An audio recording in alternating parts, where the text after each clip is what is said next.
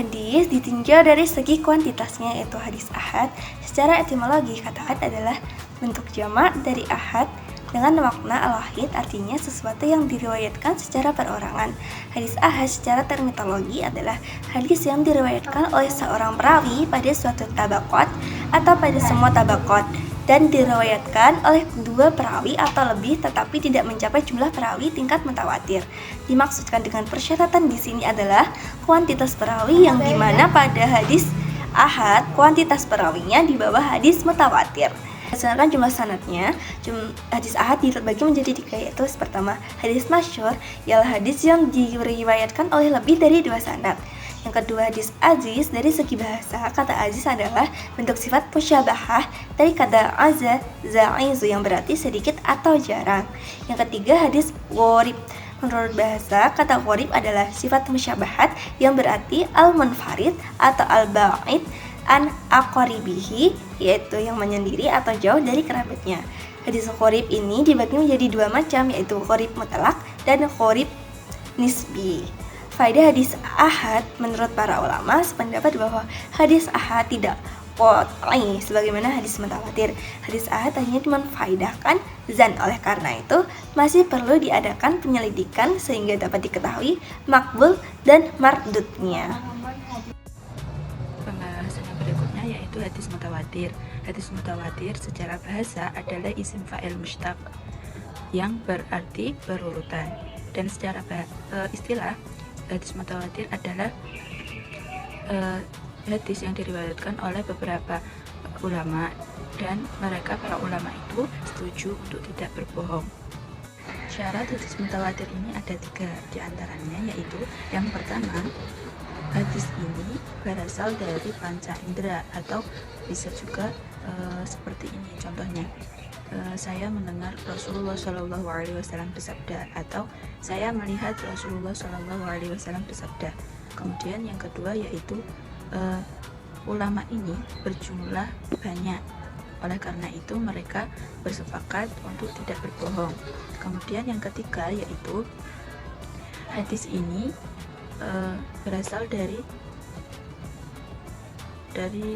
untuk syarat yang ketiga yaitu hadis ini bersifat berurutan atau secara berurutan dari misalnya dari masa Rasulullah ke masa sahabat ke masa tabi'in, nah hingga sekarang ini seperti Imam Maliki, Imam Hambali, Imam Hanafi, seperti itu. Baik, di sini saya akan menjelaskan tentang kehujahan hadis ahad. Status kehujahan hadis ahad adalah diterima secara konsensus melalui argumentasi yang sudah dijelaskan oleh para ulama untuk membantah sebagian ulama yang menolaknya. An Al-Hadith Al-Nabawi yang diterbitkan di Kairo Al-Maktabah Al-Iman berpendapat beberapa ulama bahwa meskipun hadis ahad tidak memenuhi standar mutawatir, tetapi masih bisa digunakan sebagai argumen dalam berbagai konteks. Namun ada juga ulama yang memandang bahwa hadis ahad harus diterapkan dalam urusan praktis seperti ibadah dan hukum, namun tidak boleh dijadikan dasar argumen dalam masalah keyakinan atau akidah.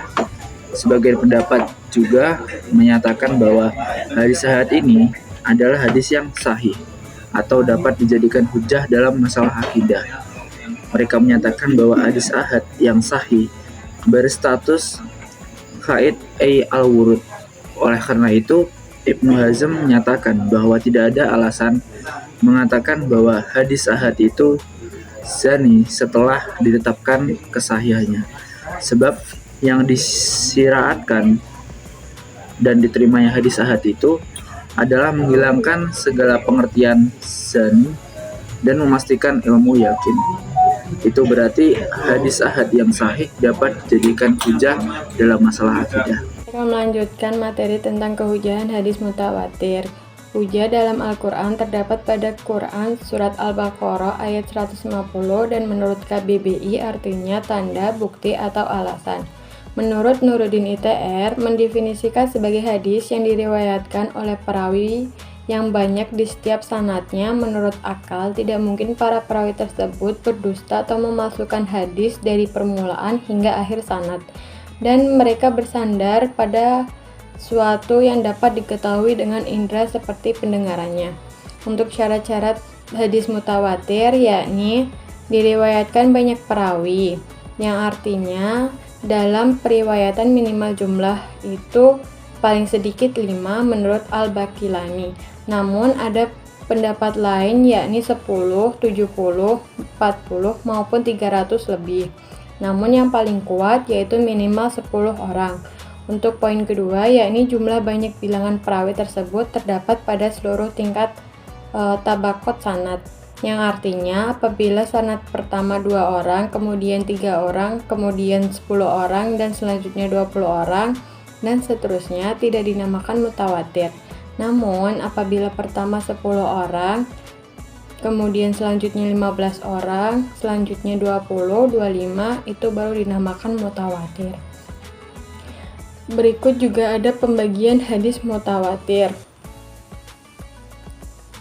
yakni ada 2, mutawatir lafzi atau lafaz dan makna mutawatirnya diriwayatkan oleh perawi, dan yang kedua yaitu mutawatir maknawi, ialah hadis yang makna lafaz tidak ada.